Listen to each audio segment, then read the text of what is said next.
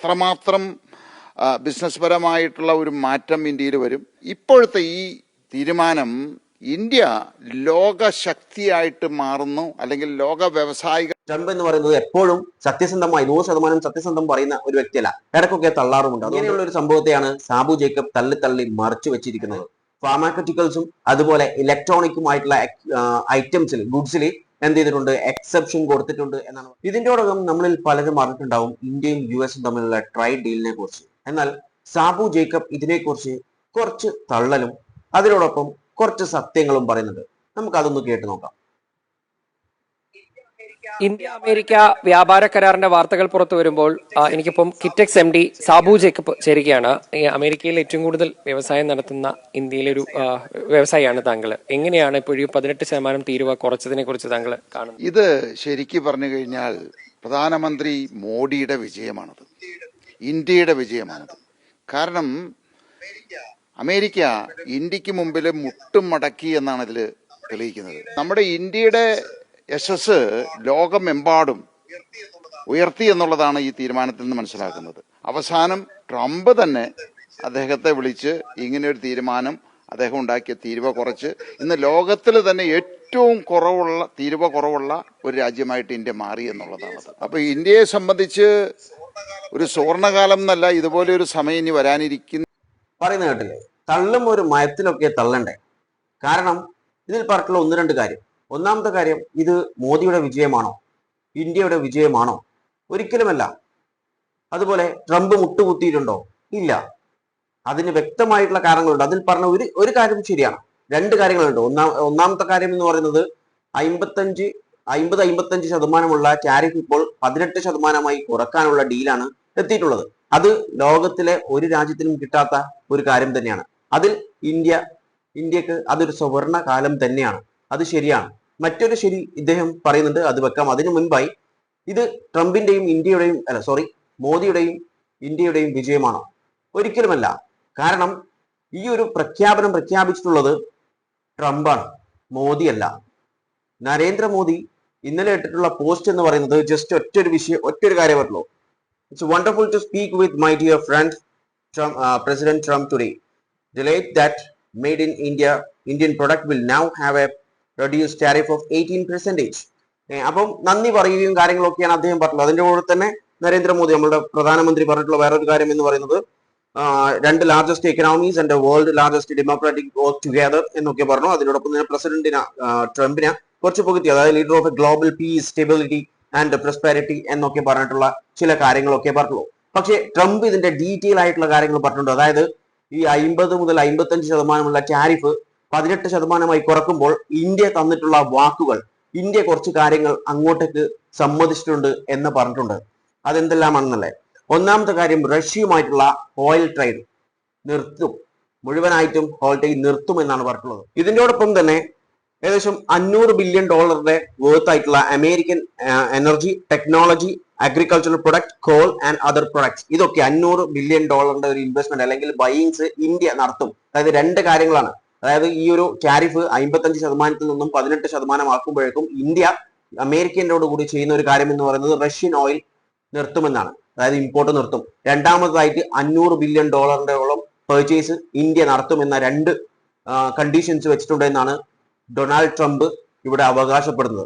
ഈ ഒരു കാര്യം ഈ സമയമായിട്ടും, അതായത് അത് ഇന്നലെ രാത്രി പ്രഖ്യാപിച്ച് ഈ സമയമായിട്ടും ഇതിനെ എതിർത്തിട്ടില്ല നമ്മുടെ പ്രധാനമന്ത്രി, അല്ലെങ്കിൽ നമ്മുടെ രാജ്യം ഇതുവരെ അതിനെ എതിർത്തിട്ടില്ല. അതിനർത്ഥം ഈ ഒരു കാര്യം സത്യമാണെന്നുള്ളൊരു കാര്യമാണ്. നമുക്കറിയാം, നമ്മുടെ ടാരിഫ് 55% ആക്കാനുള്ള കാരണം എന്ന് പറയുന്നത് റഷ്യയിൽ നിന്നുള്ള ഓയിൽ ഇമ്പോർട്ടും അതുപോലെ വെപ്പണൊക്കെ ഇമ്പോർട്ട് ചെയ്യുന്നത്, അതിനൊരു പണിഷ്മെന്റ് ആയിട്ടാണ് ഇന്ത്യക്ക് US ടാരിഫ് 55% ഉയർത്തിയിട്ടുണ്ടായിരുന്നത്. എന്നാൽ റഷ്യക്ക് സാങ്ഷൻ കൊടുത്തിട്ടുണ്ടായിരുന്നു US-ഉം അതുപോലെ തന്നെ യൂറോപ്യൻ യൂണിയനും. ഇത് രണ്ടും സാങ്ഷൻ കൊടുത്തത് നവംബറിലാണ്. അപ്പോൾ നവംബർ ഡിസംബർ ആകുമ്പോഴത്തേക്കും ഇന്ത്യ റഷ്യയിൽ നിന്നുള്ള ഓയിൽ ഇമ്പോർട്ട് കുറച്ചിട്ടുണ്ട്. അതിന്റെ റിപ്പോർട്ടുകൾ വന്നിട്ടുമുണ്ട്. അപ്പോൾ ഇപ്പോൾ US കൊടുത്തിട്ടുള്ള ഇന്ത്യക്കുള്ള ഒരു കണ്ടീഷൻ എന്ന് പറയുന്നത് റഷ്യയുമായിട്ടുള്ള ഇമ്പോർട്ട്, അതായത് ഓയിൽ ഇമ്പോർട്ട് നിർത്തണമെന്നാണ്. ഈ ഒരു കണ്ടീഷന്റെ പേരിലാണ് ഇപ്പോൾ ഈ ഒരു ടാരിഫ് 18% കുറച്ചിട്ടുള്ളത്. അപ്പോൾ നമ്മൾ മനസ്സിലാക്കണം, ഇവിടെ ഇന്ത്യ ജയിച്ചിട്ടുണ്ടോ? ട്രംപ് മുട്ടുമടക്കിയിട്ടാണോ ഉള്ളത്? ഒരിക്കലുമല്ല, നേരെ തിരിച്ചിട്ടാണ് ഇവിടെ സംഭവിച്ചിട്ടുള്ളത്. ഇങ്ങനെയുള്ള ഒരു സംഭവത്തെയാണ് സാബു ജേക്കബ് തള്ളി തള്ളി മറച്ചു വെച്ചിരിക്കുന്നത്. ഇത് നരേന്ദ്രമോദിയുടെ കഴിവാണെന്നൊക്കെ പറഞ്ഞിട്ട്. പക്ഷെ ഇവിടെ നമ്മൾ മനസ്സിലാക്കേണ്ട ഒരു വ്യക്തമായിട്ടുള്ള ഒരു കാര്യമുണ്ട്. ഇതുവരെ ഇന്ത്യയുടെ ഭാഗത്തുനിന്ന് കറക്റ്റ് ആയിട്ടുള്ള ഒരു ക്ലാരിഫിക്കേഷൻ തന്നിട്ടില്ല. ആകെ ഉള്ള ഒരു കാര്യം എന്ന് പറയുന്നത് നമ്മളുടെ പ്രധാനമന്ത്രി നരേന്ദ്രമോദിയുടെ ട്വിറ്ററിൽ ആക്ച്വലി അദ്ദേഹം പോസ്റ്റ് ചെയ്തിട്ടുള്ള ഒരു പോസ്റ്റ് മാത്രമാണ്. അതായത് ടാരിഫ് കുറക്കുന്നു എന്നൊരു പോസ്റ്റ് മാത്രം. അതിന് വിശദമായിട്ടുള്ള ഒരു കാര്യമോ അവിടെ പറഞ്ഞില്ല. ട്രംപാണ് ഇതൊക്കെ വിശദമാക്കിയിട്ടുള്ളത്. നമുക്കറിയാം ട്രംപ് എന്ന് പറയുന്നത് എപ്പോഴും സത്യസന്ധമായി 100% സത്യസന്ധം പറയുന്ന ഒരു വ്യക്തിയല്ല, ഇടയ്ക്കൊക്കെ തള്ളാറുമുണ്ട്. അതുകൊണ്ട് ഇത് എത്രത്തോളം ശരിയാണെന്ന്, അതായത് ഈ റഷ്യൻ ഓയിലിന്റെയും കാര്യങ്ങളൊക്കെ എത്രത്തോളം ശരിയാണെന്ന് നമുക്ക് ഒന്ന് നോക്കേണ്ടത്. പക്ഷേ ആ ട്രംപ് എന്ന് പറയുന്ന വ്യക്തി, അതായത് US പ്രസിഡന്റ് ഇത് പ്രഖ്യാപിച്ചിട്ട് ഇന്നലെ രാത്രി പറഞ്ഞിട്ട് ഈ സമയമായിട്ടും, അതായത് ഏകദേശം ഒരു ദിവസം ആവാറായി, എന്നിട്ട് പോലും ഇതിനൊരു വ്യക്തമായിട്ടുള്ള ക്ലാരിഫിക്കേഷനോ അല്ലെങ്കിൽ ആ പറഞ്ഞത് തെറ്റാണെന്ന് നമ്മളുടെ പ്രധാനമന്ത്രിയുടെ ട്വിറ്ററോ അല്ലെങ്കിൽ ഒഫീഷ്യൽ ആയിട്ടുള്ള ഒരു സ്റ്റേറ്റ്മെന്റും ഇതുവരെ കൊടുത്തിട്ടില്ല. എന്തുകൊണ്ട് ഈ സമയമായിട്ടും? കാരണം ഇപ്പൊ എന്നെ കുറിച്ച് തന്നെ ആരെങ്കിലും ഇല്ലാത്തൊരു കാര്യം പറഞ്ഞു കഴിഞ്ഞാൽ ഞാൻ റിയാക്ട് ചെയ്യും. അപ്പോൾ ഇത് ഒരാളെ പറ്റിയിട്ടല്ല, ഇന്ത്യ എന്ന് പറയുന്ന രാജ്യത്തെ പറ്റിയിട്ടുള്ള ഒരു കാര്യമാണ് ട്രംപ് ഇന്നലെ പറഞ്ഞിട്ടുള്ളത്. അതായത് റഷ്യൻ ഓയിൽ നിർത്താൻ വേണ്ടി ഞാൻ പറഞ്ഞിട്ടുണ്ട്, അത് അവർ നിർത്തും എന്നാണ് പറഞ്ഞിട്ടുള്ളത്. അങ്ങനെ വരുമ്പോൾ ഇതൊരു രാജ്യത്തെ മൊത്തത്തിലുള്ള കാര്യമാണ്. അപ്പോൾ ഒരു രാജ്യത്തിന്റെ സൊവറിനിറ്റിയെ ചോദ്യം ചെയ്യുമ്പോൾ അതിനെ ചോദ്യം ചെയ്യേണ്ടത് നമ്മളുടെ ഒഫീഷ്യൽസ് ആണ്. പ്രധാനമന്ത്രി മുതൽ എല്ലാ മന്ത്രിമാരും അല്ലെങ്കിൽ ഒഫീഷ്യൽസ് എന്ത് ചെയ്യണം? അതിനെ എതിർക്കണം. ഇങ്ങനെ ഒരു സംഭവം നടന്നിട്ടില്ലെങ്കിൽ, അതായത് റഷ്യൻ ഓയിൽ നിർത്താനുള്ള ഒരു അഗ്രിമെന്റ് അതിൽ വന്നിട്ടില്ലെങ്കിൽ അതിനെ ശക്തമായി പ്രതിഷേധിക്കണം, അതിനെ എതിർക്കണം. പക്ഷേ ഈ സമയമായിട്ടും യാതൊരു തരത്തിലുള്ള ഒഫീഷ്യൽ സ്റ്റേറ്റ്മെന്റ്സും ഇതുവരെ അതിനെക്കുറിച്ച് പറഞ്ഞിട്ടില്ല. എന്തുകൊണ്ട്? അതിനർത്ഥം അത് ശരിവെക്കുന്നു. കാരണം ഒരു ദിവസം ആവാറായിട്ടും ഇതുവരെ അവർ അതിനെക്കുറിച്ച് യാതൊന്നും സംസാരിച്ചിട്ടില്ല, യാതൊന്നും പറഞ്ഞിട്ടില്ല. കാരണം നമ്മുടെ പ്രധാനമന്ത്രിയുടെ ഇന്നലത്തെ ട്വിറ്ററിന് ശേഷം, അതായത് എക്സിലെ പോസ്റ്റിന് ശേഷവും ഈ ഒരു 3 മണിക്കൂർ മുമ്പ് വരെ അദ്ദേഹത്തിന്റെ ട്വിറ്ററിൽ അല്ലെങ്കിൽ എക്സിൽ പോസ്റ്റ് ചെയ്തിട്ടുണ്ട് പല പോസ്റ്റുകളും. NDAയുടെ പാർലമെന്ററി മീറ്റിംഗ് അടക്കമുള്ള കാര്യങ്ങൾ അവിടെ പോസ്റ്റ് ചെയ്തിട്ടുണ്ട്. പക്ഷേ ഇതിനെക്കുറിച്ചുള്ള ഒരു ക്ലാരിഫിക്കേഷൻസ് ഇതുവരെ പോസ്റ്റ് ചെയ്തിട്ടില്ല. അദ്ദേഹത്തിന്റെയോ അല്ലെങ്കിൽ PMOയുടെ ഒഫീഷ്യലിലോ യാതൊരു ഒഫീഷ്യൽ സ്റ്റേറ്റ്മെന്റ്സും ഇതിനെക്കുറിച്ച് വന്നിട്ടില്ല. നമ്മളെക്കുറിച്ച് ഞാൻ പറഞ്ഞല്ലോ, നമ്മളെക്കുറിച്ച് ഒരു തെറ്റായ വാർത്ത വന്നു കഴിഞ്ഞാൽ അതിനെ നമ്മൾ പ്രതികരിക്കും. പക്ഷേ ഇതുവരെ നമ്മളുടെ ഇന്ത്യൻ ഗവൺമെന്റോ അല്ലെങ്കിൽ നമ്മളുടെ നരേന്ദ്രമോദി, നമ്മളുടെ പ്രധാനമന്ത്രിയോ ഇതിനെ റിയാക്ട് ചെയ്തിട്ടില്ല. അതിനർത്ഥം എന്താണ്? അതിനെ അർത്ഥമാക്കുന്നത് എന്താണ്? ട്രംപ് പറഞ്ഞത് സത്യമാണ്. അതായത് റഷ്യൻ ഓയിൽ നമ്മൾ സ്റ്റോപ്പ് ചെയ്യാൻ പോകുന്നു എന്ന് തന്നെയാണ്.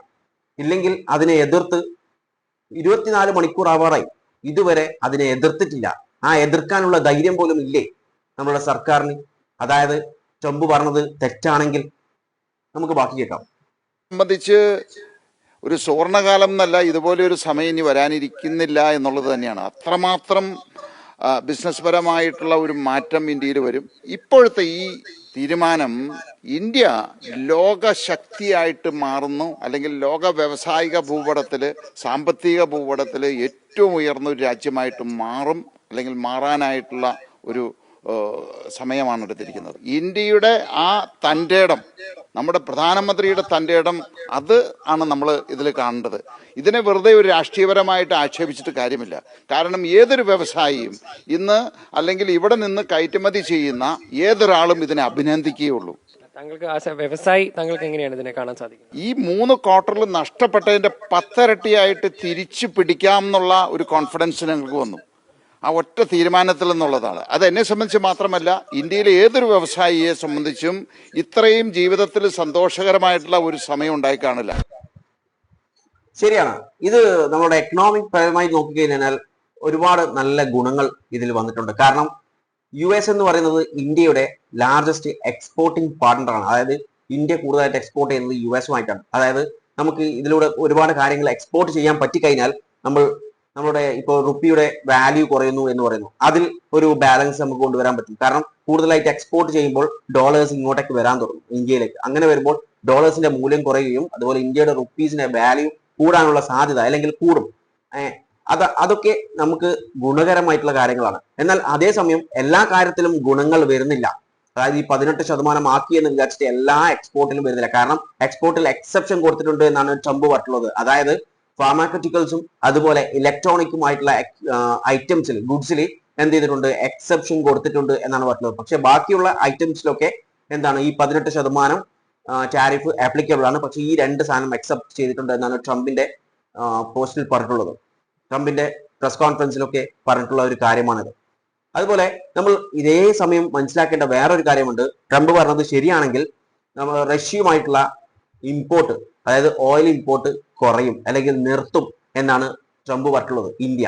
അങ്ങനെ വരുമ്പോൾ നമുക്കറിയാം റഷ്യ എന്ന് പറയുന്നത് നമ്മുടെ ഒരു സ്ട്രാറ്റജിക് പാർട്ട്ണറാണ്. അതായത് എല്ലാ സമയത്തും നമുക്കൊരു നല്ല ഒരു ഫ്രണ്ട്ലി ആയിട്ടുള്ള ഒരു നേഷനാണ് റഷ്യ എന്ന് പറയുന്നത്. നമ്മുടെ വെപ്പൺസ് ഇമ്പോർട്ട് ചെയ്യുന്നത് കൂടുതലും റഷ്യയിൽ നിന്നാണ്. റഷ്യ, ഫ്രാൻസ് ഒക്കെയാണ് നമ്മുടെ വെപ്പൺസ് ഒക്കെ നമ്മൾ ഇമ്പോർട്ട് ചെയ്യുന്നത്.